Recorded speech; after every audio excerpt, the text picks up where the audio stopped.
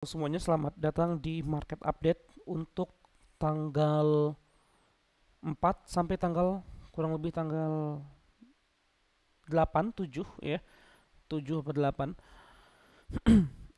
Nah, di minggu depan ini kita punya dua key event yang luar biasa penting, sangat-sangat penting dan kita tidak boleh kelewatan dengan dua key event ini. Karena ini akan menentukan pergerakan market yang jauh lebih besarnya lagi. Pergerakan 4 tahun ke depan akan ditentukan dengan kejadian di minggu depan besok ini. Key event tersebut adalah US election dan FOMC. US election pemilunya Amerika Serikat dan FOMC dari Fed. Walaupun juga ada meeting dari Bank Sentral BOE, tapi kita lebih fokus ke FOMC. Nah, mungkin beberapa dari kalian masih ada yang bertanya-tanya, apa sih dampak dari US election ke market? Apa sih dampaknya kalau Trump menang? Apa dampaknya kalau si Harris menang? Ya, nah kita lihat ke bagian selanjutnya. Nah, ini adalah uh, template istilahnya ya, template yang sudah dibuat oleh JP Morgan. Ya, nah di sini JP Morgan sederhananya membagi kondisi menjadi empat, ya, membagi kondisi menjadi empat. Nah, satu, dua, tiga, dan empat. Nah, gambarannya seperti ini istilahnya. Ini jadi warna merah, ini jadi warna, ups, terang, maaf, terang.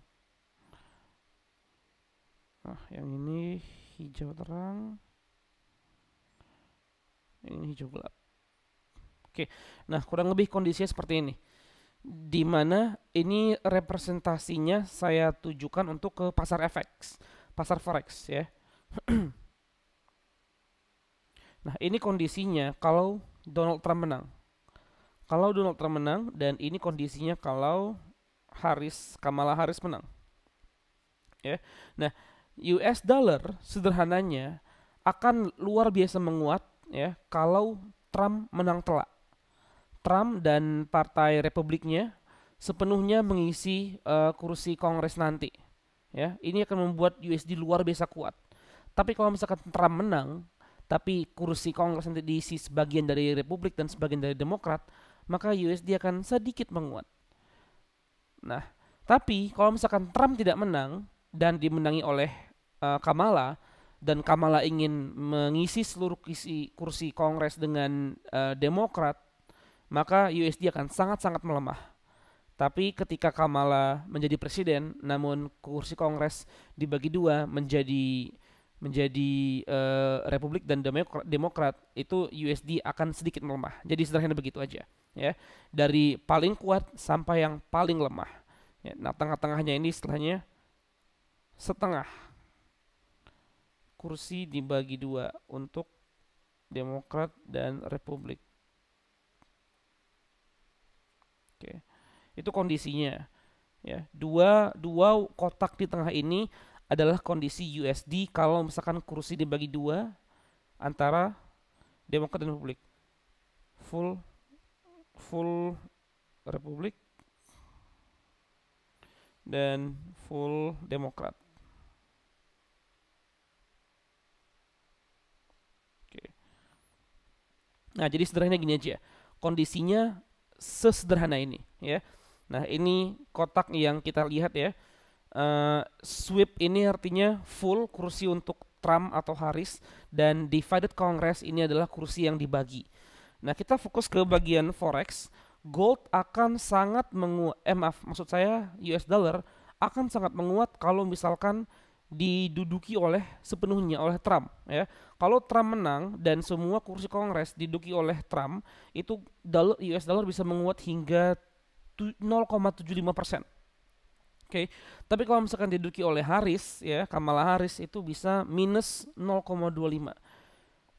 Dan sedangkan kalau terbagi menjadi dua, ya kita bisa lihat di sini 0% hingga 0,5%.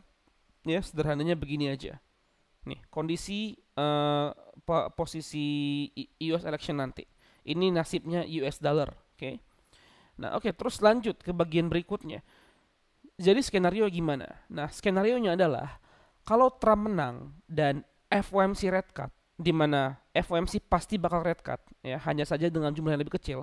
Kita punya dua kondisi, ya. Kalau Trump menang dan FOMC rate cut, ada dua kondisi.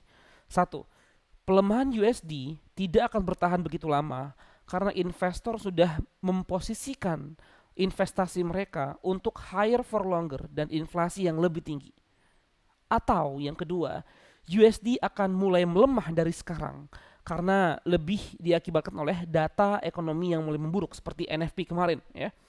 Fed rate cut dan kemungkinan untuk market sudah selesai mempricing in untuk kemenangan Trump. Jadi bisa aja setelah Trump menjadi presiden, USD malah melemah lantaran karena NFP yang buruk, ya, dan Fed udah mau rate cut dan kemungkinan market sudah memperkirakan kemenangannya Donald Trump. Jadi udah price in. Nah, sebagai catatan pentingnya, USD hanya akan mulai menguat setelah data ekonomi itu mulai menunjukkan penguatan di masa yang akan mendatang.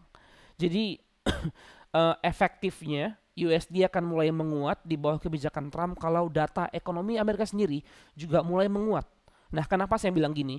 Karena dulu waktu 2017 Trump menjabat, di mana Trump juga ingin ada inflationary, ya. Jadi kurang lebih Trump saat ini kurang lebih sama-sama, ya. Kebijakan dia sekarang dengan kebijakan dulu yang periode pertama itu kurang lebih agak mirip, ya. Inflationary, lower tax, terus tarif di perdagangan ekspor impor. Jadi kurang lebih sama dengan yang sebelumnya. Nah, sayangnya dulu saat Trump menjabat ke presiden, semua kebijakan yang dibuat tidak berjalan sebaik mungkin. Investor sudah antisipasi, wah kalau Trump menang jadi presiden, ini US dollar bakal menguat gila. Tapi sayangnya kenyataan tidak. US dollar justru malah setelah Trump menjabat presiden itu US dollar malah melemah. Melemah luar biasa kuat, Euro USD bullish, GBP USD bullish, ya, sampai akhirnya tahun 2018 mendekati 19 kita baru masuk ke bagian low inflation. Justru malah low inflation, bayangin, ya.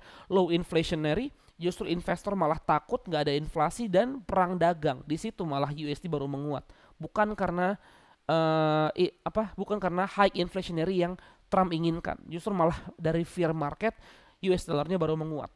Jadi itu kenapa saya buat kondisinya sebenarnya USD nggak bisa sepenuhnya menguat gitu kan, ya. Nah, kalau misalkan yang menang adalah Harris plus FOMC rate cut, USD hanya akan semakin melemah lebih jauh, ya. Dikarenakan kebijakannya Kamala Harris itu tidak seperti Trump, ya, tidak bersifat inflationary. Itu dia. Oke, next, itu artinya apa? Ya, karena kita setelah dari US election kita punya FOMC, artinya belum selesai, ya. Belum selesai dari apa yang mau kita bahas ini. Nah, Federal Reserve akan memotong suku bunga 25 BPS tidak peduli bagaimana hasil dari pemilu Amerika. Oke. Nah, apapun hasilnya dari pemilu Amerika, ini tidak akan mengubah pandangan Fed kalau mereka harus tetap motong suku bunga sebesar 25 BPS. Inflasi udah menjadi kurang menjadi perhatian mereka, dan Fed udah lebih mau fokus untuk mendinginkan tenaga kerja. Dan dimana kita melihat NFP sudah benar-benar dingin kemarin, ya. 21.000 apa 12.000 saya nggak ingat, ya.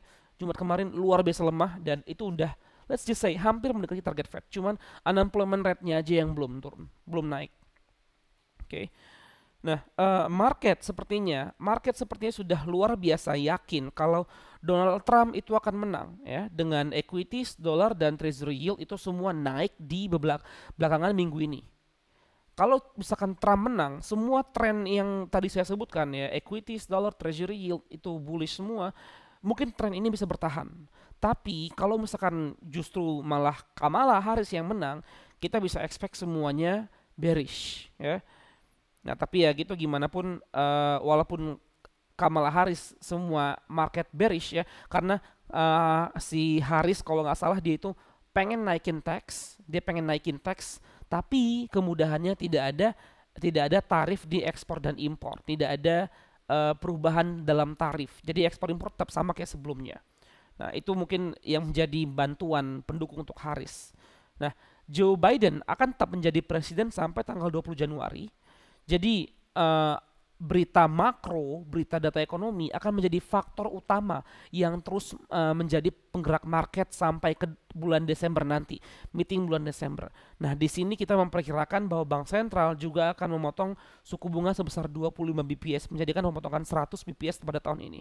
Oke, sebelum itu saya mau kasih tahu kalau ini adalah research-nya dari ING ya.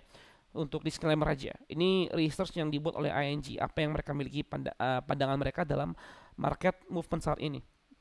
Nah, ING juga melihat kalau Fed Fund Rate itu kemungkinan akan di angka 3,5%, ya, kurang lebih neutral rate-nya ya, terminal rate-nya itu 3,5% kalau misalkan Trump jadi presiden, ya. Nah, tapi kalau misalkan Kamala yang menang, itu bisa jadi suku bunga dari 3%.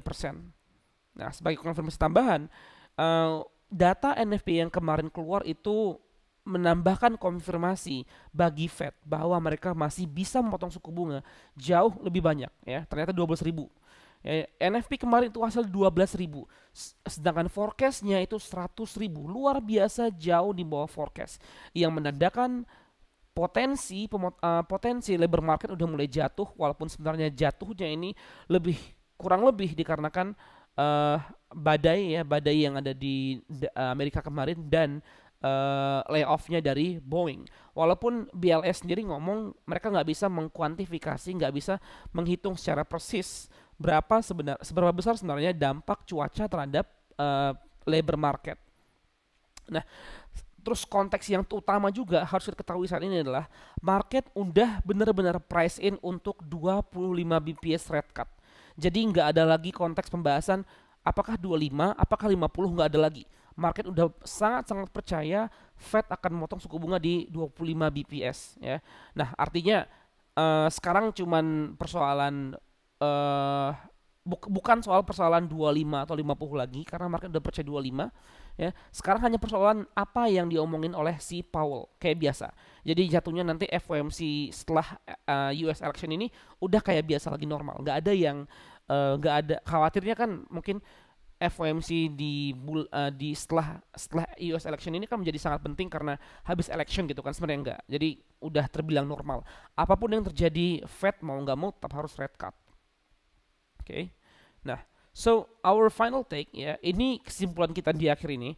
Walaupun ini terdengar sangat berbelit ya, satu potensi pergerakan market dari yang dihasilkan oleh US election, terus potensi pergerakan market dari FOMC. Nah, jangan khawatir, kita udah rangkumkan di sini ya. Ingat bahwa pergerakan mata uang ke depannya akan ditentukan oleh data ekonomi untuk melihat apakah kebijakan kampanye-kampanye presiden tadi itu terbukti bekerja atau tidak ya.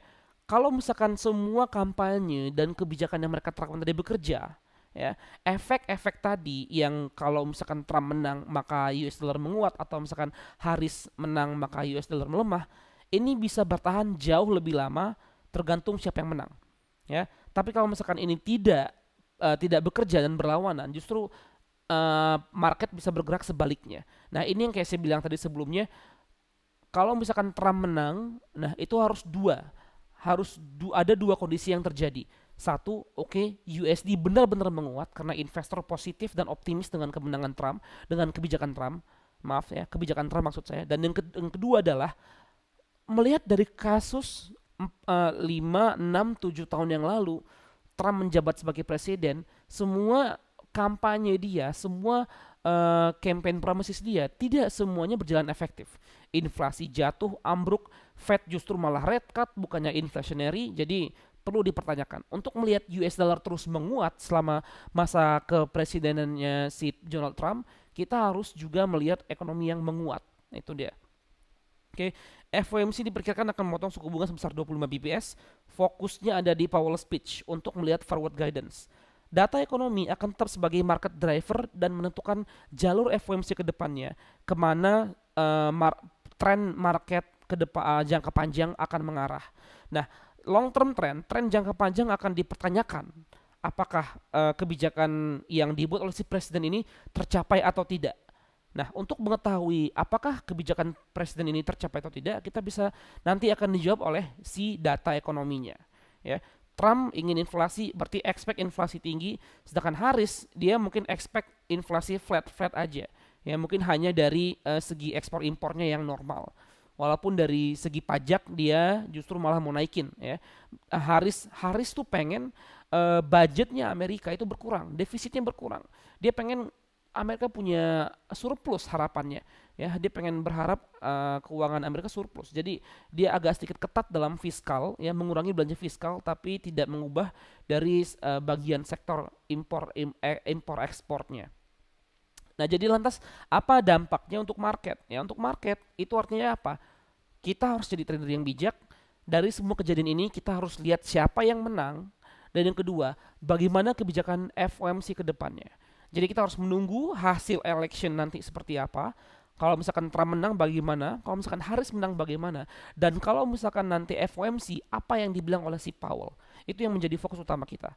Powell ngomong apa, bagaimana arahannya ke depannya, baru bisa kita lihat apa yang ditanggapi oleh si Powell tentang ekonomi dan tentang kebijakan yang akan diterapkan oleh si presiden yang akan menang. Nah, fokus kita selanjutnya adalah setelah FOMC keluar kesimpulannya gimana, setelah election juga selesai, kita langsung masuk fokusnya ke data CPI di minggu depannya lagi, hari Rabu. Ya, sekitar tanggal 13 kalau nggak salah, apa 12. FOMC di minggu depannya lagi, CPI di minggu depannya lagi menjadi fokus kedua kita. Nah, jadi kita mau lihat CPI gimana untuk bisa nentuin tren lebih lanjut. Jadi tren market akan ditentukan oleh data ekonominya. Oke, data ekonomi akan menentukan tren market, dan CPI adalah data paling dekat yang akan kita miliki hari ini, minggu depan nanti. Oke, nah melihat dari data market participant ya, dari yang ada di terminal. Nah, Euro USD sepertinya masih terus mengalami sell off, dan kali ini menariknya ya, data Euro USD itu udah mulai negatif, minus 1,6. Data order flow di Euro USD menjadi minus 1,6. Artinya in asset manager kemungkinan besar udah benar-benar fully turn bearish untuk Euro USD ya, terkait trend market ya. Ini penting. Jadi bisa saja tren Euro USD bisa lanjut bergerak bearish. Ya, kalau misalkan Euro USD-nya udah bearish, berarti expect GBP USD juga ikutan bearish ya. USD JPY juga lanjut bullish ya.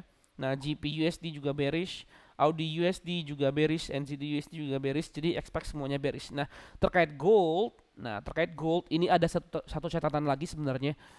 Gold mungkin bisa aja mengabaikan hasil pemilu dan FOMC selama ketegangan di Timur Tengah terus bermain. Jadi kalau misalkan ketegangan Timur Tengah udah mulai hilang, gold bisa kembali bearish. Kayaknya kurang lebih itu harapannya ya. Nah, siapakah presiden yang bisa menghentikan perang di Timur Tengah? Kayaknya jawabannya ada di Kamala Harris. Karena Kamala Harris yang secara langsung mengatakan, aku akan berusaha untuk menghentikan perang di Gaza dan Israel. Itu Kamala Harris yang nge-declare. Sedangkan Trump dia kayaknya nggak ada planning bukan nggak ada planning, dia nggak terlalu banyak bicarain gimana cara menghentikan perang Iran-Israel, tapi dia lebih condong, lebih berat ke arah perang Ukraina-Rusia. Dia lebih pengen mainkan di situ daripada di Gaza-Israel. Oke, jadi kalau misalkan perang Iran-Israel masih belum reda, kayaknya gold masih bisa terus bullish. Oke. Nah, terus kita lihat ke data retail positions ya, sebagai konfirmasi tambahan. Untuk Euro USD sendiri itu juga retail traders masih pada nge-buy ya. Retail traders juga masih pada nge-buy, dan artinya kita mau ngelihat short ya, kita masih mau mencari bearishnya. Retail trader masih nge-buy Euro USD, GBP USD juga masih di-buy oleh retail traders ya. Nah, garis birunya juga masih di atas 26% versus 74%. 74% yang nge-buy dan hanya 26% yang nge-sell. Let's take a look at gold. Kita coba lihat gold ya. Nah, di gold gimana kabarnya ini? Gold mungkin baru sedikit berputar arah ya. Gold baru sedikit berputar arah. Dari sebelumnya short ya, mulai menjadi long. Oke, ini menarik ya. Karena retail trader sudah mulai short, udah mulai long. Retail trader sudah mulai buy gold, itu artinya expect ada perubahan tren di market. Ya, bisa jadi gold mulai berubah arah di minggu depan, gold menjadi bearish karena 53% retail trader sudah mulai buy gold. Artinya ini bertanda untuk bearish gold. ya. Dan tadi kita lihat di mana di sini ya, data XAU USD ya. Data XAU USD ini juga bisa kita lihat order flow-nya terus turun ya. Asset manager udah nge-short gold sejak 10 Oktober kemarin ya. Apakah pergerakannya bisa mulai membuahkan hasil minggu depan atau enggak, kita lihat gimana nanti ya. Intinya ini posisi retail trader di gold baru aja flip dari mayoritas itu short, sekarang mayoritas sekarang long. Itu dia. Let's take a look at gold. Nah, bisa jadi ini pertanda awalnya bearishnya gold. Tapi ya gitu, kita selalu menunggu ke data ekonomi. Nah, ini juga Euro USD 109 sebagai key level utama ya, yang udah di break juga kemarin ya. Yang di retest oleh market 109. Bisa jadi continuations untuk bearish, tapi tergantung gimana hasil election dan FOMC. Jadi kita wait and see sampai kedua event ini berakhir agar bisa mendapatkan kejelasan di market ke depannya. Nah, itu semua yang bisa saya sampaikan untuk malam ini. Semoga informasi bermanfaat. Buat kalian yang belum mendapatkan akses ke Altaf and Barriers Terminal, silakan hubungi adminnya. Kunjungi link udah kita terakan, udah kita catat ya, udah kita buat di deskripsi. Kalian bisa klik linknya dan mulai berlangganan ke Altaf and Barriers Terminal. Karena kita berusaha membuat terminal ini untuk mempermudah para trader forex ya, terutama trader retail untuk mendapatkan informasi yang berkualitas di market ya, dengan menggunakan Altaf and Barriers Terminal. Thank you very much. I hope you guys have a good week ya. Semoga minggu ini kita bisa dapat arah yang jelas. Thank you. Selamat malam. Di sini selamat malam. See ya.